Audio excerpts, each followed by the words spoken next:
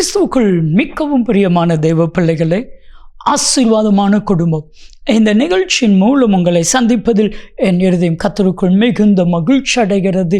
இன்றைய நாளிலும் திருநெல்வேலியில் இருக்கிற அன்பு சகோதரர் டேவிட் என்கிற அவருடைய குடும்பத்திற்காக ஜெபிக்க போகிறோம். அவங்க முக்கியமாக ஜெபிக்க கேட்ட ஒரு மிக முக்கியமான ஜெப விண்ணப்பம், என்னுடைய மனைவியினுடைய கால்களில் ஸ்கின் அலர்ஜி இருக்கிறது, அது குணமடைய வேண்டும் என்று கேட்டிருக்கிறாங்க. என் அன்புக்குரியவர்களே, நாம் ஜெபிக்கும் பொழுது நிச்சயமாக அவங்களுடைய ஸ்கின் அலர்ஜி சுகமாகும். ஒருவேளை ஸ்கின் ப்ராப்ளத்தில் யாராகிலும் இந்த நிகழ்ச்சியை பார்த்து கொண்டிருப்பீங்கன்னா என்னோடு இணைந்து ஜெபம் பண்ணுங்க, உங்களுடைய ஸ்கின் ப்ராப்ளமும் குணமாகும். ஜெபிக்கலாமா? அன்பின் பரலோக பிதாவே, ஆசீர்வதிக்கப்பட்ட ஆசீர்வாதமான குடும்பம், இந்த நிகழ்ச்சிக்காக உமக்கு நன்றி நன்றி நன்றி. அன்பு சகோதரர் டேவிட் அவர்களுக்காக, அவங்க மனைவிக்காக மிகுந்த கர்ஷனையோடு கூட செபிக்கிறேன். அவங்களுடைய மனைவியுடைய கால்களில் இருக்கிற ஸ்கின் அலர்ஜி, ஸ்கின் ப்ராப்ளம், கர்த்தராகிய இயேசு கிறிஸ்துவின் நாமத்தில் சுகம் உண்டாகும்படியா கட்டளையிட்டு செபிக்கிறேன். இப்படி செய்கிறதற்காக நன்றி நன்றி நன்றி.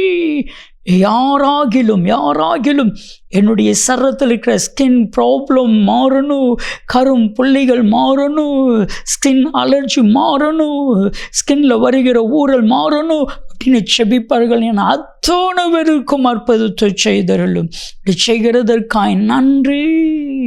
நீங்க பேசுங்க, நாங்க கேட்கிறோம். இயேசு கிறிஸ்துவின் நாமத்தில் ஜெபிக்கிறோம் ஜீவனுள்ள பிதாவே, ஆமென் ஆமென். கிறிஸ்துவுக்குள் மிகவும் பிரியமான தெய்வ பிள்ளைகளே, ஆசீர்வாதமான குடும்பம், இந்த நிகழ்ச்சிக்காக ஆண்டவருடைய பாதத்தில் காத்திருந்த பொழுது தெய்வனாகிய கர்த்தர் சொன்ன கர்த்தருடைய வார்த்தை, உங்களுடைய துக்கம் எல்லாம் சந்தோஷமாய் மாறப்போகிறது. விசுவாசிங்க.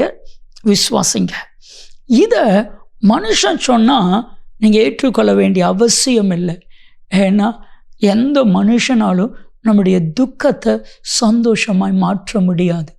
புரிந்து கொள்ளுங்க. ஒரு சின்ன உதாரணம் சொல்கிறேன். அன்னாள் சாப்பிடாமல் அழுது கொண்டே இருக்கிறாள்.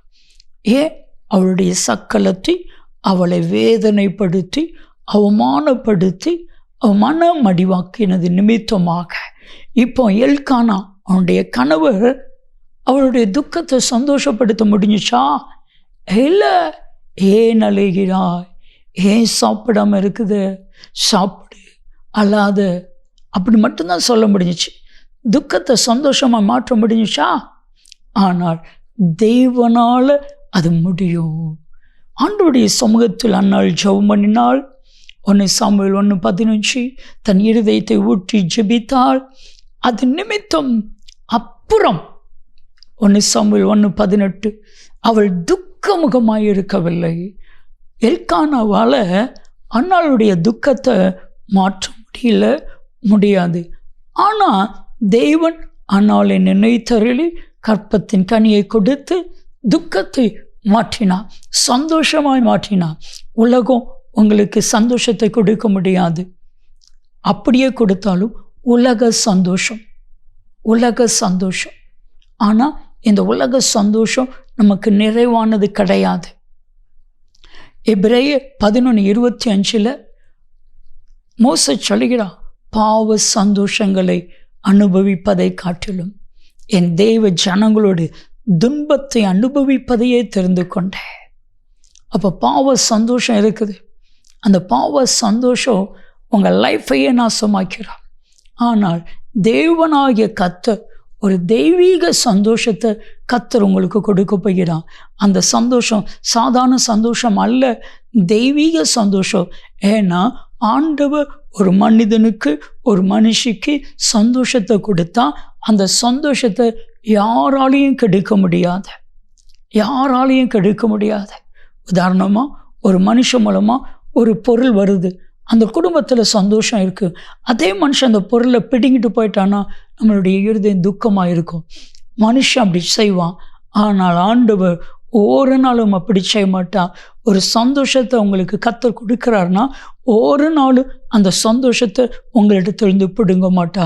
இன்னைக்கு உங்களுடைய துக்கம் எல்லாம் சந்தோஷமாய் மாறப்போகிறது.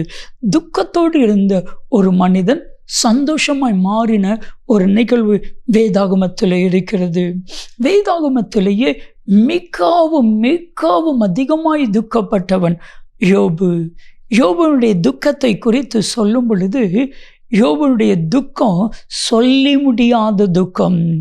யோபுவின் புத்தகம் 6வது அதிகாரம் 3ஆம் வசனத்தை வாஸ்து பாருங்க. யோபு சொல்லுகிறான், என்னுடைய துக்கத்தினுடைய நிறை அது கடற்கரை மணலை பார்க்கிலும் பாரமாயிருக்கும். என்னுடைய துக்கம் சொல்லி முடியாத துக்கம். அது மாத்திரமல்ல, யோபுவின் புத்தகம் 2வது அதிகாரம் 12-13 வசனத்தை நீங்கள் வாஸ்து பார்த்தீங்கன்னா, யோபுனுடைய நண்பர்கள் ஆறுதல் சொல்ல வாராங்க. யோபுனுடைய துக்கத்தை கண்டு மகா கொடிய துக்கம் என்று கண்டு ஒருவரும் ஒரு வார்த்தையும் பேசாம தரையில் 7 நாள் உட்கார்ந்துருந்தாங்க. காரணம், அவனுடைய துக்கம் மகா கொடிய துக்கம். நாள் ஒன்று வந்தது. எல்லாரும் யோபுவுக்கு ஆறுதல் சொல்ல வந்தார்கள். யோபுவின் புத்தகம் 42வது அதிகாரம் 13-15 வசனங்களை நீங்கள் வாஸ்து பாருங்க. 10ஆம் வசனத்தை வாஸ்து பாருங்க. அவனுடைய முன்னிலைமையை காட்டிலும் அவனுடைய பின்னிலைமை 2 மடங்கு ஆசீர்வதித்தா. எத்தனை சந்தோஷம் உங்கள் வாழ்க்கையிலையும் ஆவியானவர் உங்கள் ஒவ்வொருவரை பார்த்து தீர்க்க தரிசனமாய் சொல்லுகிறான். எதை இழந்தீர்களோ அதை 2 மடங்கு கர்த்தர் உங்களுக்கு சந்தோஷமாய் கொடுக்க போகிறான். சங்கீதம் 51:12 தாவீது ஜெபிக்கிறான், இரட்சணியத்தின் சந்தோஷத்தை திரும்ப எனக்கு தாரும். திரும்ப கர்த்தர் கொடுத்தா. இழந்த சந்தோஷம், இழந்த சமாதானம், இழந்த நிம்மதியை கர்த்தர் கொடுக்க போகிறான். உங்களுடைய துக்கம் எல்லாம் சந்தோஷமாய் மாறும். என் கூட இணைந்து ஜெபிப்பீர்களா? நாம் ஜெபிக்கலாம். அன்பின் தகப்பனே, யாரெல்லாம் ஆசீர்வாதமான குடும்பம் இந்த நிகழ்ச்சியை சொல்ல முடியாத துக்கத்தோடு, தாங்க முடியாத துக்கத்தோடு, கொடிய துக்கத்தோடு கேட்டு கொண்டிருக்கிறார்களோ, பார்த்து கொண்டிருக்கிறார்களோ, அத்தனை பேருடைய வாழ்க்கையிலையும் ஆண்டவர் யோவான் 16:20 படி துக்கமெல்லாம் சந்தோஷமாய் மாறட்டும். என் தேவன் துக்கத்தை சந்தோஷமாய் மாற்றுவீராக. நீர் அப்படி செய்கிறதற்காக எமக்கு நன்றி. அப்படி நாம மாத்திரம் மகிமைப்படட்டும். இயேசு கிறிஸ்துவின் நாமத்தில் ஜெபிக்கிறோம் ஜீவனுள்ள பிதாவே, ஆமென். என் அன்புக்குரியவர்களே, துக்கமெல்லாம் சந்தோஷமாய் மாறும். நன்மையும் கிருபையும் ஆசீர்வாதங்களும் நிச்சயமாய் உங்களை தொடரும். ஆமென்.